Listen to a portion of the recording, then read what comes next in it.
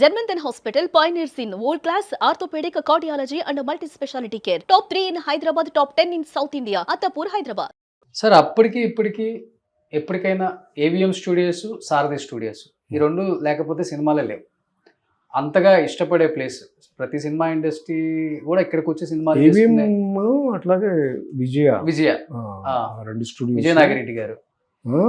నాగిరెడ్డి గారు. కానీ సారథి studios land మీద, సారథి స్టూడియోస్ మీద అసలుకి కాదండి. నేను విన్నాను. అసలు యాక్చువల్గా అంటే అది ముస్లిం ప్రాపర్టీ. ఒరిజినల్గా చల్లపల్లి రాజా గారు కొడుకు రామకృష్ణ ప్రసాద్ గారని ఈజ్ కింగ్స్ సన్. చల్లపల్లి రాజా గారు ఓకే, ఆయనదే ఆ ప్రాపర్టీ. ఆయనది ఎన్ని ఎకర్స్ ఉంటుంది సార్? అది మొత్తం 12 ఎకరాలు.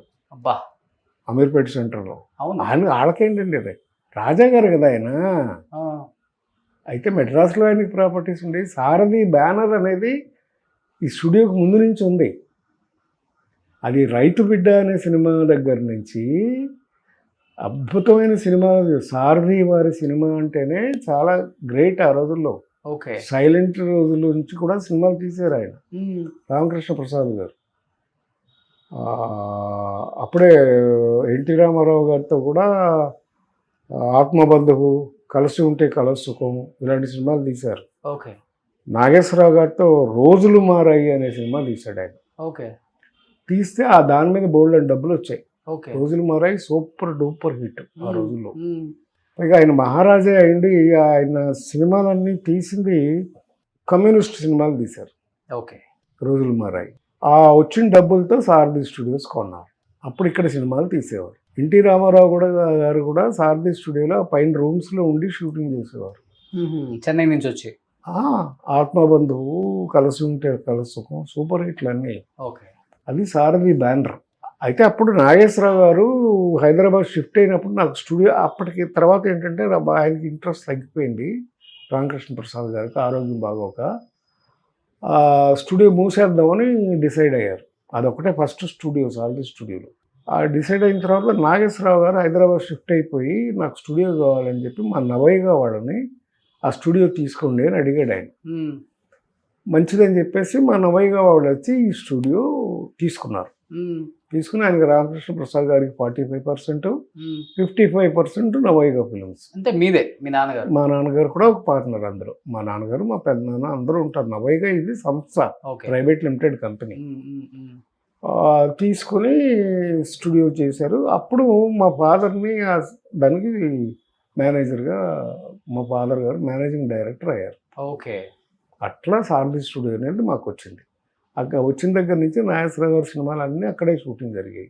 ఓకే, షూటింగ్ అయిపోయినాక కూడా ఎట్లా ఉండేదంటే అట్మాస్ఫియరు, షూటింగ్ అయిపోయినాక టెన్నిస్ కోర్ట్ ఉండేది, అక్కడ షటిల్ కోర్ట్ ఉండేది. ఆ షటిల్ 6 గంటల దాకా షూటింగ్ చేసి అక్కడ షటిల్ ఆడేవారు. ఆ షటిల్ ఆడే టైంకి ఆయనతో పాటు కంపెనీకి రామోజీరావు గారు, పెద్ద పెద్ద వాళ్ళు సుబ్రహ్మరెడ్డి గారు ఇలాంటి ఫ్రెండ్స్ అందరూ వచ్చి అక్కడ షటిల్ ఆడుకునేవారు. అంత ఫ్రెండ్లీగా ఆయనతో వచ్చి కాలక్షేపం చేసి నాగేశ్వరరావుతో వెళ్ళేవారు. అలా ఉండేది సారథి స్టూడియో. సో ఇప్పుడు దాదాపు 200 కోట్లు ఉంటుంది ఎకరం. 12 ఎకరాలు అంటే 2400 కోట్లు. సో ఈరోజు మీకు ఒక ఆఫ్ అంటే మీద ఒక 1400-1500 కోట్లు వస్తుంది. మీరేనా అక్కడ? ఇప్పుడు లేదుగా, అవన్నీ అమ్మేశారు కదా. అమ్మేసేసారు మీరు? ఓకే, అంటే మా ఫాదర్స్ అంటే మా పెద్దనాన్నగారు వాళ్ళ బ్రదర్స్ ముగ్గురు ఉండేవారు. కాట్రగడ్డ శ్రీనివాసరావు గారు, చంద్రశేఖరరావు గారు, పర్వతనేని చంద్రశేఖరరావు గారు, మా ఫాదర్ ముగ్గురు మెయిన్ పార్ట్నర్స్ నవయ్య గారు. వాళ్ళ జనరేషన్ వరకు బాగుంది. నెక్స్ట్ జనరేషన్ కలిసి రాలేదు. ఏబిఎంకి ఎలా అయిందో సంపాదించినవన్నీ అమ్ముకుంటూ వచ్చేసారు. వెళ్ళిపోతూ వస్తాయి, ఉండవు. అంటే సినిమా అంటే అంతే. ఇంకా సినిమానే కదా సార్, ఏదైనా అంతే. పాలిటిక్స్ అయినా అంతే, ఏదైనా అంతే. మీకు అదే అలవాటు అయిపోయింది? ఏది అలవాటు అయ్యేది కాదు సార్, అది నేచర్. అదే ఇంకా మాకు అలవాటు అవడానికి కారణం అంటే మా ఫాదర్ మా పెద్దనాన్న ఇద్దరు కమ్యూనిస్టు.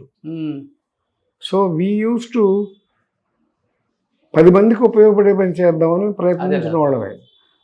అంటే ఇన్వెస్ట్ చేయాలని, 10 మందికి ఉపయోగపడేటట్టు ఉండాలని అడుగు కమ్యూనిస్ట్ భావజాలం. ఆ రోజులో సారథి స్టూడియోస్ పక్కన ₹2 గజం మైత్రి వనంలో కొనమంటే కొనేవారు కాదు మా ఫాదర్. ఎందుకు డబ్బులు దాని మీద పెడితే ఎందుకు, 10 మందికి ఏమైనా ఉపయోగపడే పని చేయాలి కానీ ఇండస్ట్రీస్ చేసేవారు. అంటే డబ్బు సంపాదించడం ఒక్కటే ఘనత కాదు అని చెప్తున్నాను అంతే నేను.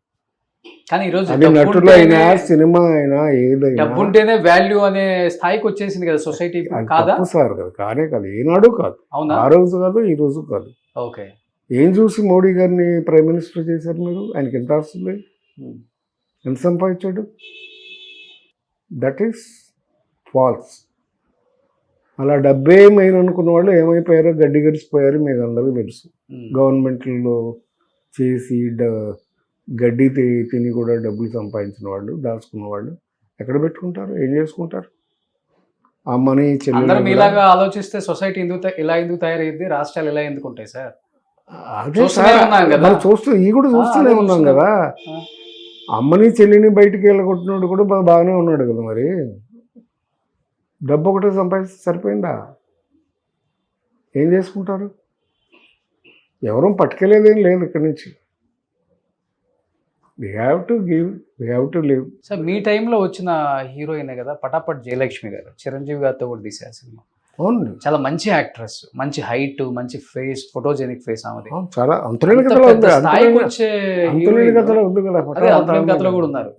అంటే సూసైడా, చంపేశారా అసలు ఆమెని? పెద్ద ఫ్యామిలీలో చేసుకున్నారు ఆమె. సూసైడ్ అనండి, బాగా క్లోజ్ కదా. నేను అమ్మాయి చాలా సినిమాలు చేశాం కలిసి. నా మ్యారేజ్ అయిపోయిన తర్వాత యాక్చువల్గా అయితే నన్ను ఇష్టపడింది, చేసుకోవాలని కోరుకుండేది. ఓ పటపట్ జయలక్ష్మి గారు మీరు చేసుకోవాలి, తను నన్ను చేసుకోవాలని ఎక్కువ ఆశపడేది. తన ప్రపోజల్ చెప్పారు కూడా? చెప్పింది, మీరు చాలాసార్లు చేసాం. ఇక్కడ జ్యోతి షూటింగ్ వచ్చింది, జ్యోతిలో కూడా యాక్ట్ చేసింది అమ్మాయి, రాఘవేంద్రరావు గారు. వస్తే సారథి స్టూడియోస్కి వెళ్ళి అక్కడే సారథిలో షూటింగ్ జరుగుతుంది. మా ఫాదర్ మేనేజింగ్ డైరెక్టర్ కదా, ఆయన దగ్గరికి వెళ్ళి ఆయన అడిగేసింది, ఏమంటే నేను మీ అబ్బాయిని ప్రేమిస్తున్నాను, పెళ్లి చేసుకుంటాను డైరెక్ట్గా. ఆయన అన్నాడు నవ్వి, అలాగే కానీ అమ్మా నాకు ఒక 5 లక్షలు చెయ్యి, ఎదురు కట్నం కింద చేసేసుకోవాలి సరదాగా. అట్లాగా అంత అన్యోన్యంగా ఉండేవాళ్ళం, చాలా క్లోజ్గా ఉండేవాళ్ళం, ఫ్యామిలీ మెంబర్ కూడా ఉండేది. మీరు లవ్ చేశారా? నేను చేయలేదు. ఓకే. నాకేంటంటే ఆల్రెడీ కమిటెడ్, మా అక్క కూతురుని చేసుకోవాలనేది మా మదర్ సైడ్ నుంచి నాకు సెంటిమెంట్. అందుకని మా మదరు ఆల్రెడీ మా అక్కకి ప్రామిస్ చేసింది, అల్లుడిని చేసుకుంటానని. అది కమిటెడ్ బ్రెయిన్లో ఉండిపోయింది. ఓకే. అందుకని సారీ జయ అని చెప్పేశాను. తర్వాత ఫ్రెండ్లీగానే ఉండేవాళ్ళం మేము. ఓకే. తర్వాత ఏం చేసిందంటే ఎంజీఆర్ అన్న కొడుకు ఒకడు ఉన్నాడు, వాడిని లవ్ చేసింది. అది సీఎంగా ఉన్నప్పుడే.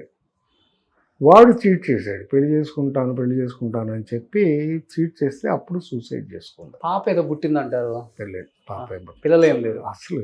పెళ్ళి అవ్వలేదా? ఓకే, అసలు పెళ్ళే అవ్వలేదు అంతే. అలా సూసైడ్ చేసుకుంది, వాడు చీట్ చేశాడని. ఓన్లీ చీట్ చేశాడని కోపంతో అంతే, ఏం కాదు. ఓవర్నైట్ సూసైడ్ చేసుకుంది. వాళ్ళ అమ్మ కూడా మొన్నటిదాకా నాకు కాంటాక్ట్లో ఉండేది. ఆవిడ ఉన్నారు ఇప్పుడు? ఉన్నారు, వాళ్ళ మదర్ ఉన్నారు ఇంకా. ఓకే. ఇక్కడ హైదరాబాద్లోనే ఉంటున్నారు? మెడ్రాస్లో ఉంటారు, అప్పుడప్పుడు వచ్చి వెళ్తుంటారు ఇక్కడ. కానీ చాలా పటాపట్ జయలక్ష్మి వాళ్ళ నాన్నగారు డబ్బింగ్ ఇన్ఛార్జ్. ఓకే.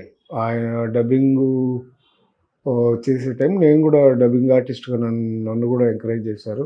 ఒక సినిమా కమల్ హాసన్ కూడా మేము ఇద్దరు డబ్బింగ్ చెప్పాం. నేను కమల్ హాసన్కి, హీరోయిన్కి ఏమో పటాపట్.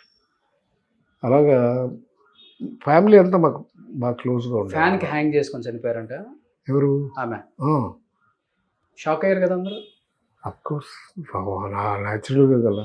కానీ చాలా పెద్ద హీరోయిన్ అయ్యేవాళ్ళు కదా సార్ ఉంటే వెరీ గుడ్ ఆర్టిస్ట్. అవును, అంటే ఆయన చేసిన సినిమాలన్నీ కూడా మంచి సినిమాలే.